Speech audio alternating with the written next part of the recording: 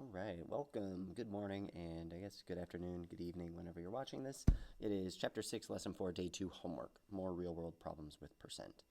So, checking to see if an answer is reasonable, always a good idea. And in this case, we're dealing with commission, probably some interest, and how percent is related to all of those. So a salesperson received a 5% commission on the sale of each house. The commission for a house is $690. What is the price of the house? So if we know this here is the total cost of the house that we don't know, and that would be 100% of that cost, they tell us that 5% is 690. So 5% of that total cost is 690, or 5% is 690. Now, I could calculate down to 1% and then up to 100 by dividing by 5. But I think in this case, if I know 5%, I can quickly calculate 10% by doubling what I have here and then multiplying it by 10 again. So 690 times 2 is 1,200 plus 180, or 1,380. And then to multiply that by 10 is another 10 is 13800. So our answer is the house cost $13,800. It must have been a tiny home. It must not have been located in California, and I imagine that it may, I don't know, that's a really, really unreasonably cheap house. But either way, the point of this problem is, if you know 5% is 690, can you find the whole? And we did. Great. Mr. Ward invests $45,000 in a bank at the beginning of the year. He will receive an interest rate of 8% per year. How much money will be in his account after 1 year?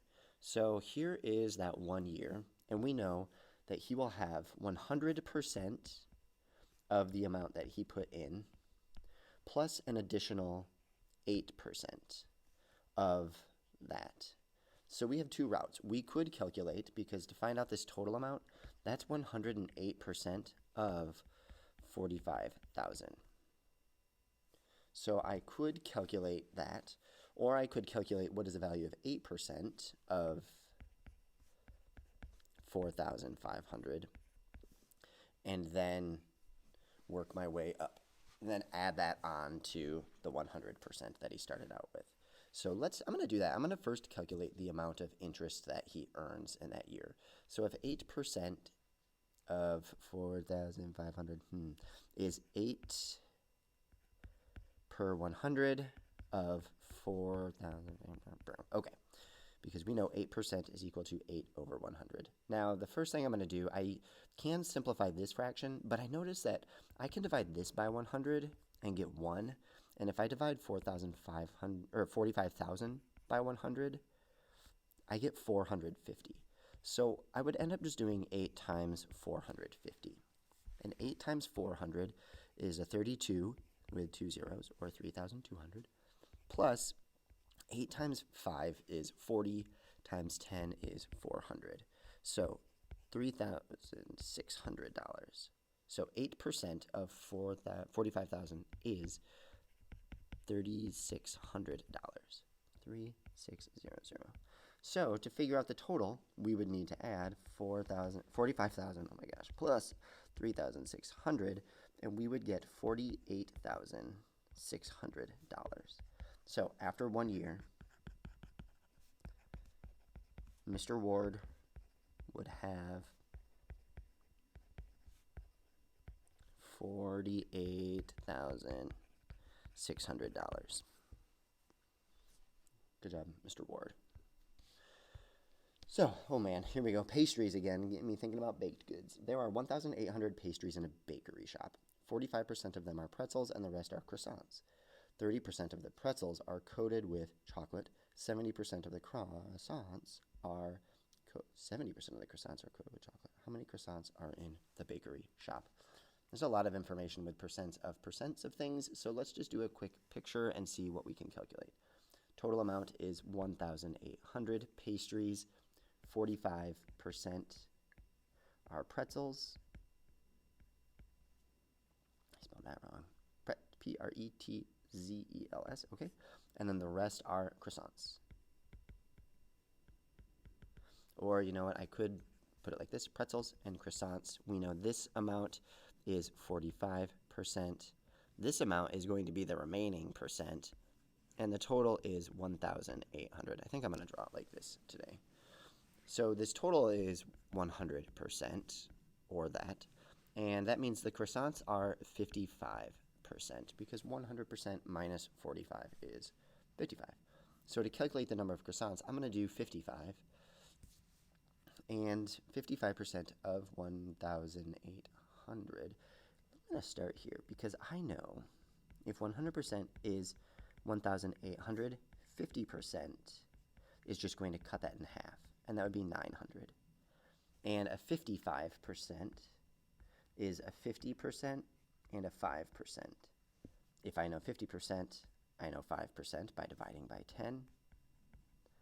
And now 55% would just be adding those together. So 55% is 990. So we have 990 croissants, and that's how many croissants there are. There are 990 croissants. And we were thinking about, is this reasonable? And 55% is a little more than half, and 990 is a little more than half of our total number of croissants. So we're good there. How many pretzels are coated with chocolate? Well, 30% of the pretzels. That means 30% of this amount. So we need to figure out what that amount is to know what 30% of it is.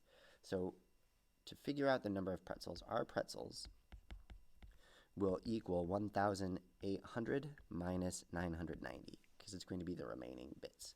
Or 900, because I'm just minus 90. I'm going to subtract in parts, and I get 810. So we have 810 pretzels, and we need to find what is 30% of 810. Okay. So I'm going to do this one multiplication style. 30% is 30 over 100 times 810. 30 over 100 can be simplified to 3/10. I divided both by 10. 3/10 times 810. I can simplify by dividing by 10, simplify by dividing by 10, and I'm left with 3 times 81. And 3 times 81 is a 240 plus 3, or 243.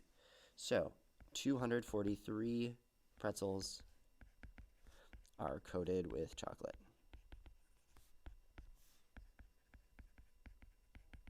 All right. Now for the croissants, 70% are coated with chocolate. So that means 70% of 990 are coated with chocolate. Now, I'm going to do this one the other way, where if I know 100% is 990, I know 10% is 99.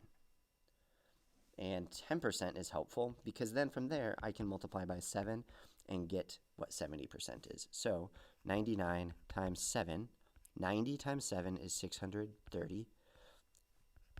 9 times 7 is 63. So this must be 693 of those pretzels are coated with chocolate. I hope these are the right answers. 693, 294, 990. Boo, yeah. Okay, we got all those right. That's great. But I still need a sentence. So 693 croissants are coated with chocolate. Awesome.